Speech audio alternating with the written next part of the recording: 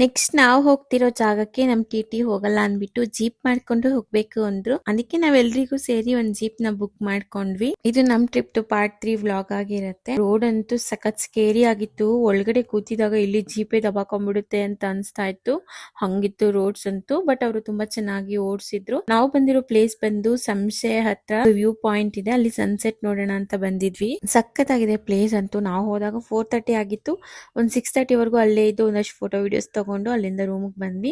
Evening coffee ಮತ್ತೆ snacks ಕೊಟ್ಟಿದ್ರು stay ಅಲ್ಲಿ. ಇನ್ನ ನನ್ನ ಮಗಳಿಗೆ ಬರ್ಡೇ ಸೆಲೆಬ್ರೇಷನ್ ಗೆ ಡೆಕೋರ್ ಮಾಡೋದಿಕ್ಕೆ ಅಂತ ಸ್ಟಾರ್ಟ್ ಮಾಡ್ಕೊಂಡ್ವಿ. ನನ್ನ ಫ್ರೆಂಡ್ ಇವೆಂಟ್ಸ್ ಇರೋದ್ರಿಂದ ಅವಳಿಗೆ ಹೇಳಿದ್ದೆ ಡೆಕೋರ್ ಮಾಡಿಕೊಡು ಅಂತ.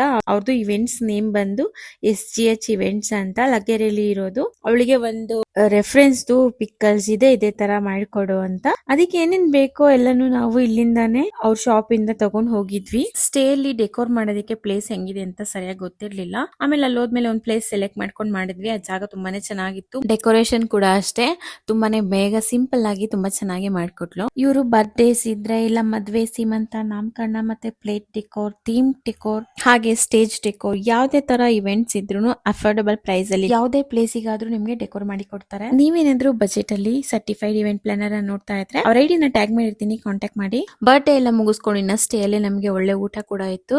ವೆಜ್ ನಾನ್ ವೆಜ್ ಎರಡೂ ಇತ್ತು. ಊಟ ಎಲ್ಲ ಮುಗಿಸ್ಕೊಂಡು ಫೈರ್ ಕ್ಯಾಂಪ್ ಇತ್ತು. ಸ್ವಲ್ಪ ಅಲ್ಲೇ ಡ್ಯಾನ್ಸ್ ಎಲ್ಲ ಮಾಡಿದ್ವಿ. ಲಾಸ್ಟ್ ವಿಡಿಯೋದಲ್ಲಿ ಸ್ಟೇದು ಡೀಟೇಲ್ಸ್ ಕೇಳ್ತಾ ಇದ್ವಿ. ಕಮೆಂಟ್ ಸೆಕ್ಷನ್ ಅಲ್ಲಿ ಪಿನ್ ಮಾಡಿದ್ದೆ. ಬಟ್ ಈ ವಿಡಿಯೋದಲ್ಲೂ ಅವ್ರ ಕಾಂಟ್ಯಾಕ್ಟ್ ನಂಬರ್ ನ ಕಮೆಂಟ್ಸ್ ಅಲ್ಲಿ ಹಾಕಿರ್ತೀನಿ, ಚೆಕ್ ಮಾಡಿ.